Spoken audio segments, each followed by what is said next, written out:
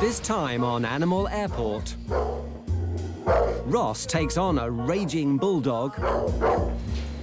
Chris comes to the aid of some badly packed peafowl. Poor things. And can Sean get a Dublin-bound dog to his plane on time? Oh, I don't know where I'm going.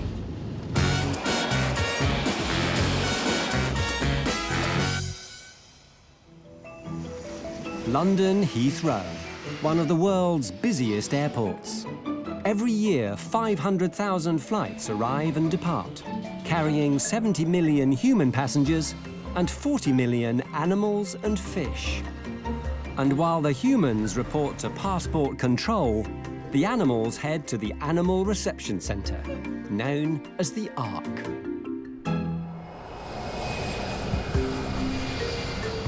In the stables behind the Ark, animal health officers Ross and Sean are preparing for the arrival of a livestock shipment.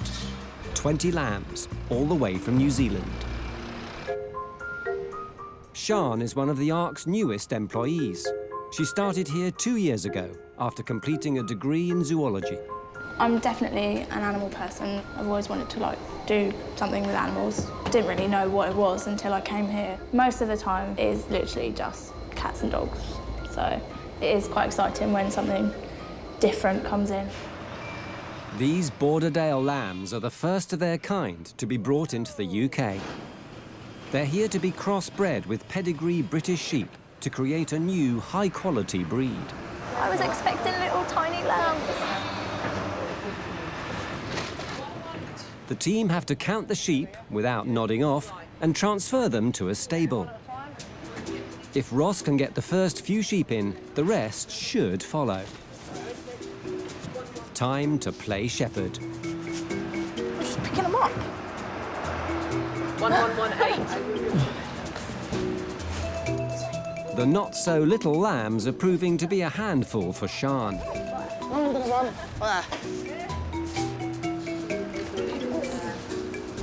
Ross, I'm too weak.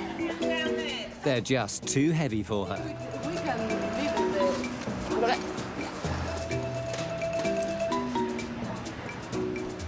I've been demoted to daughter duty. A few are in the stable, but the rest need some encouragement.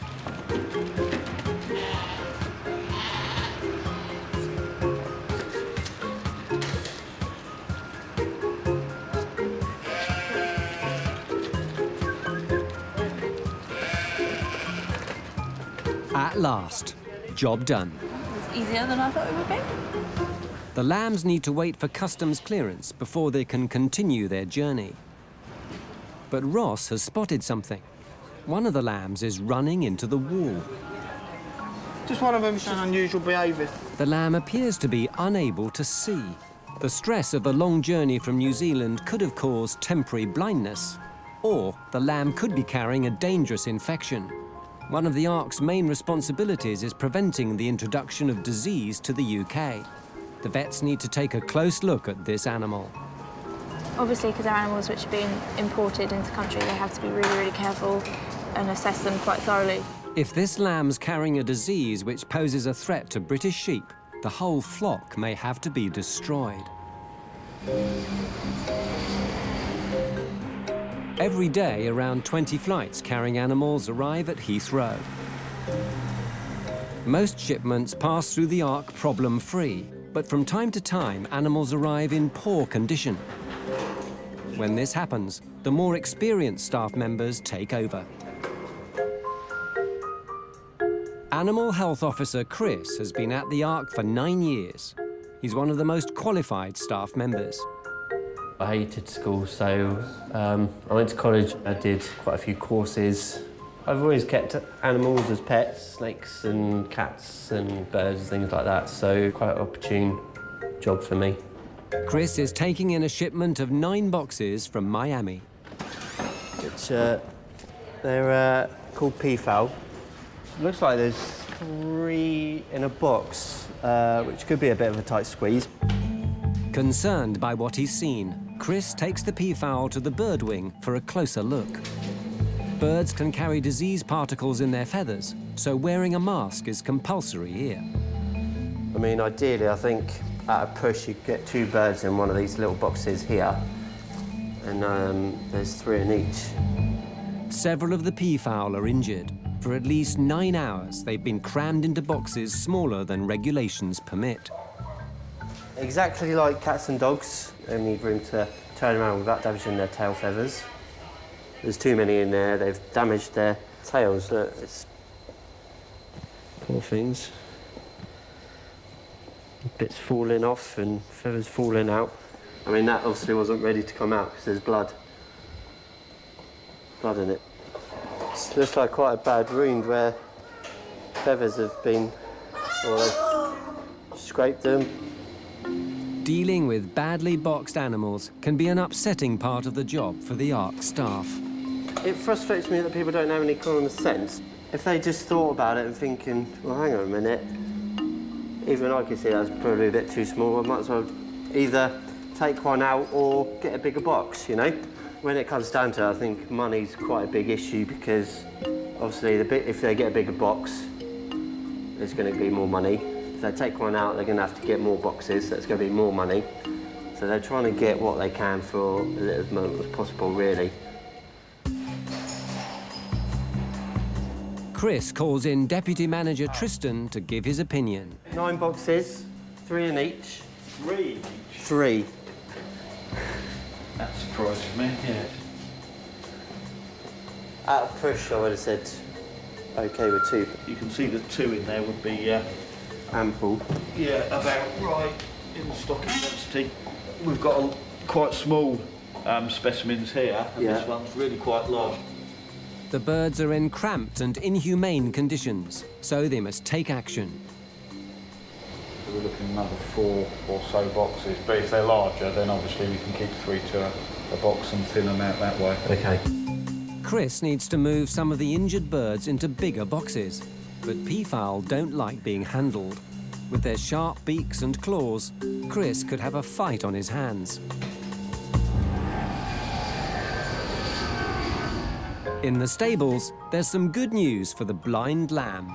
It looks like the sheep that was a bit sick earlier is fit to travel, so they're going to put it in a separate compartment with, I think, the 2 other sheep, just so because they don't want it to fall and get trampled and obviously get injured anymore, so they're just setting up the back of the van now. The vets have concluded there's no infectious disease. The flock can continue its journey. The team holds back the blind lamb and 2 more to keep it company. They'll be loaded separately to stop them getting trampled.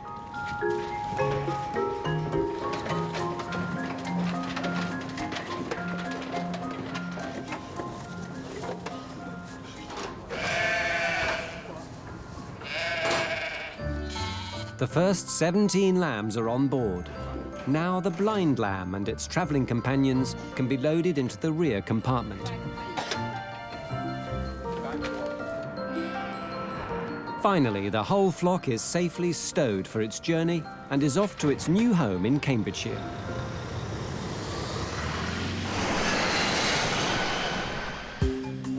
In the bird wing, Chris is trying to transfer some of the peafowl into bigger boxes. It could be tricky. The birds have spurs on the backs of their legs, normally used for fighting. They are pretty strong.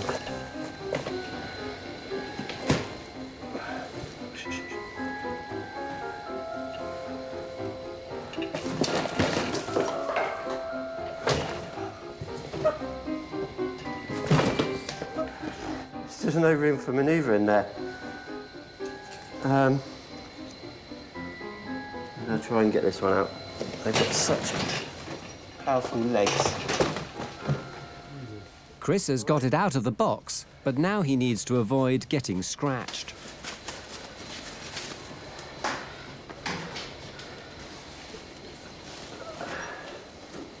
That's better. Hello. He wants to put a second peafowl into the box, and he has a cunning plan. Hopefully, if it's see its friend in there, he might just want to walk in there. Hopefully. I think. Oh, hang on a minute. Turn around. That's it. There you go. Look. It's your friend. That's it. Come on. Here we go. There's 3 in this box, so it's going to be... There we go.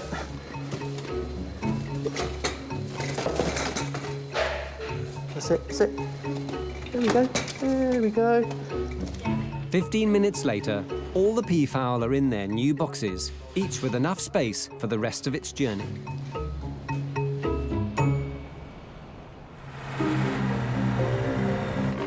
On average, the Ark deals with more than 400 animals a day. Staff are often rushed off their feet. Sian is preparing Finn the Whippet for his flight to Dublin. But her morning workload hasn't left her much time to get him to the plane. Well, we've got 35 minutes until the flight is due to leave, so I think at 25 to 1, so kind of needs to go right now, otherwise we're going to be late. It's 3 minutes to the gate, 10 minutes to clear security, and 10 minutes to the plane. There's no room for error. If a passenger, human or dog, isn't there when the plane's due to depart, it will leave without them. Sian can't afford to get stuck in traffic, but it's mid-morning. The airport's bustling.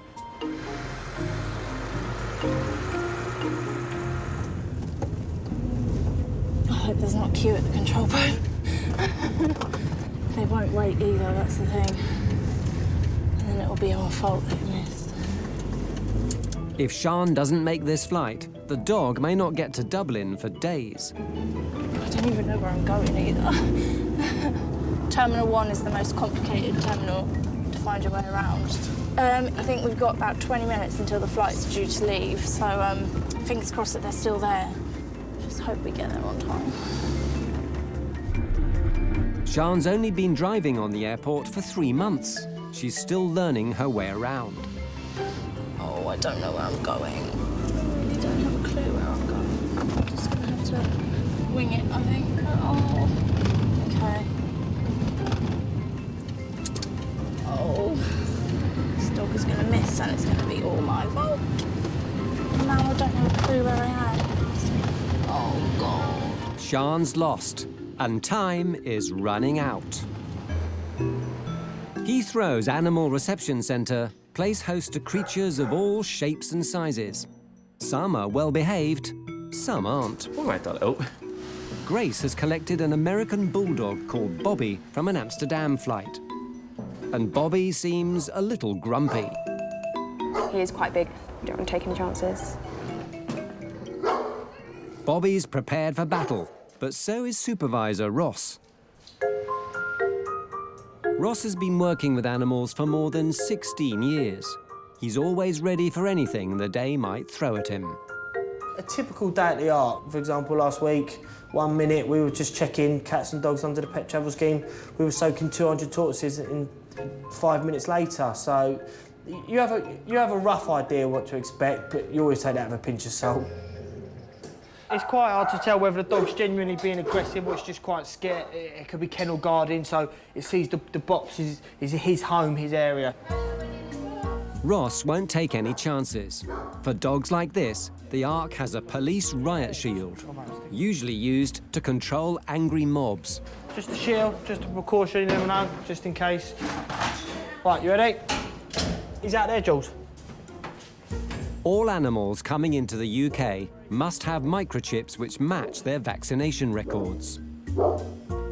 Armed with the Ark's longest chip readers, Ross and supervisor Julie must now try to find Bobby's microchip without losing any fingers.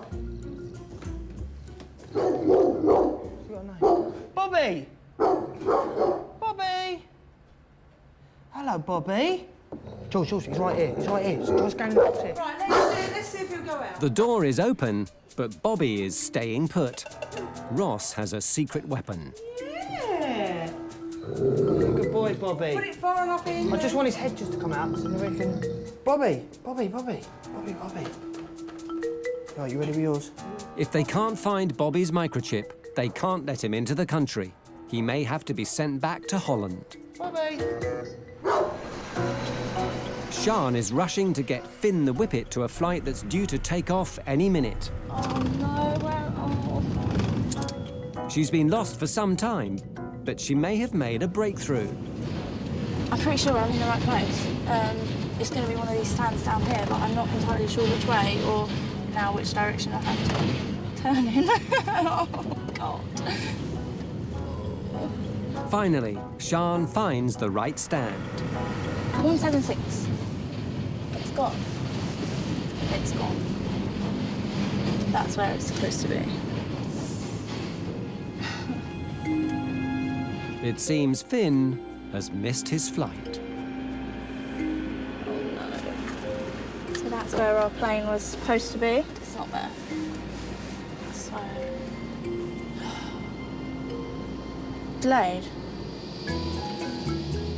Our plane's right here. Oh, I'm so relieved. All along, the plane was delayed. Wow.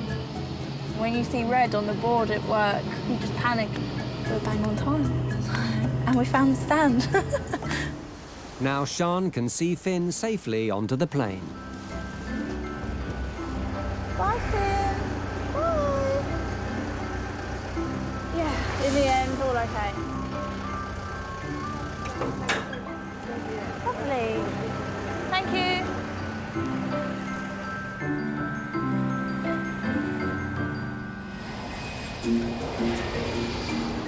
Baggage arrives at Heathrow from all corners of the world. And from time to time, there's a stowaway on board. Staff have been handed a box containing a 15-centimetre spider found hidden amongst the baggage on an international flight. We think it's a Californian banana spider. Banana spiders don't spin webs. They rely on speed and strength to catch prey. They can't kill humans, but their bite can cause serious pain. Grace will have to handle it carefully. I'm gonna find like a little plastic container that we can put it in that's got like air holes so that we can see where it is and then we can make up something for it. I'm all right until they move really fast, and apparently this one moves really fast. No matter what turns up at the Ark, they're always made to feel at home. I'm just gonna put the soil in just to kind of recreate its natural habitat, just to make sure, you know, it's kind of for the welfare of the spider. But it also gives it something to like hide underneath, so it'll just make it feel a bit safe, I guess. But I also need to find like a log, because they like to lay flat, so I think he can get under that, so that should be all right. Now Grace needs to figure out how to get the spider from one box to the other. I think I'm just gonna have to go for it with this. I'm gonna try and catch it in this first, and then I've kind of got it in a confined space, and I'm gonna try and put it in, but I just hope it's not gonna be that fast. I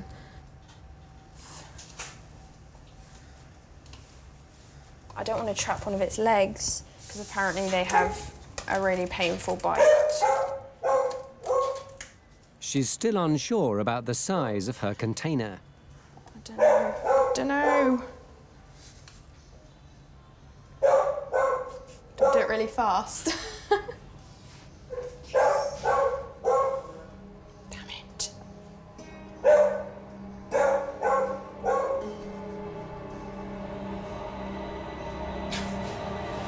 If I touch it, I'll scream. At the last moment, she's had a change of heart. I'm thinking I might just slide it in and I don't have to touch it. Oh, no. Supervisor Stewart offers some timely advice. Use something, just push it down slightly. How? I just want it to slide in. Only there. Or if you take that off and then use that, basically what you'll use that to push it down with, yeah? Yeah, but I don't want it to run off there. It won't. If you untake that,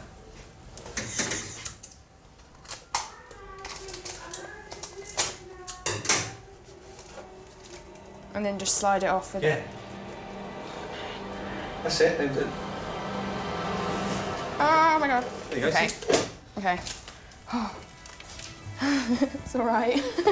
Yeah, the nerves, they've gone now, so it's all right, it's safe in here. So we shouldn't have to open it much more, just to put some crickets in maybe a little bit later on. But at the minute we'll just leave it and make sure he's all right and check on it a little bit later on. So yeah, we'll just put it in the viv. Banana spiders are sensitive to the cold, so it'll live in the Ark's vivarium room, a heated area normally used for reptiles, until it's found a suitable home. We don't often get a lot of animals or insects in people's luggage. It's not that common because a lot of people don't see them until they're home or something, and they just crawl out and people don't know. So it is quite rare that they spot them in their luggage before they've got home. And they're mainly like spiders, or we've had a lizard, I think. Although she found the spider scary, it's been a worthwhile experience for Grace. It is interesting to see that, like, the different animals sometimes, especially insects that we wouldn't normally find over here.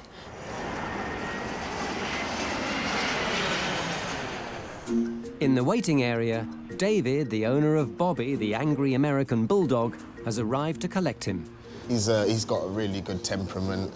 He's a big softie. He's never been a guard dog or anything else. He's just always been a pet stroke family member. But in the kennels, Ross is still trying to get a chip reading from Bobby.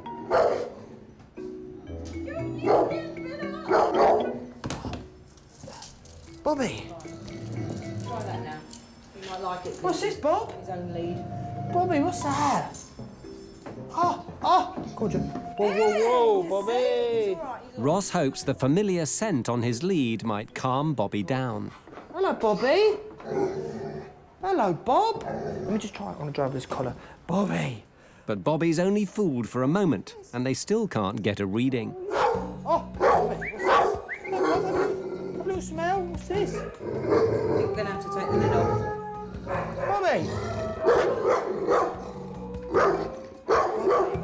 They don't want to lift the lid completely. They just need to make enough space to slip a chip reader in. Bobby.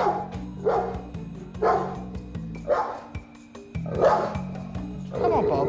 Bobby. Bobby. Our last chance. We lost it after this. Ready? Go on, Bob. Ross decides it's too dangerous to take the top off the box. Come on in, Bob. And options are running out. Yes. Last resort, call Bobby's owner David to the kennel. Bobby. Bobby, who's this? Bobby. Miss me. Come on out. I know you hate it, don't you? There you go. Miss me. I'm gonna put a slip lead on for us. There you go. What's all this, Bobby? He's in there. We'll get it out in a minute. Bobby, what's this? What's this, Bobby? One microchip found. That's it. You got it. I've got a pen.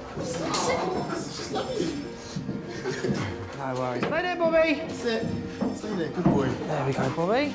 Stay there, Bobby. You can keep the shoes if you like. You sure? You're gonna come out for a David. If Bobby's chip number matches his vaccination paperwork, he can be on his way. It's like us being possessive of our house. Bobby's possessive of his little plastic sky kennel. The injured peafowl made it to Lancashire. Once they've molted, they'll grow new, healthy feathers.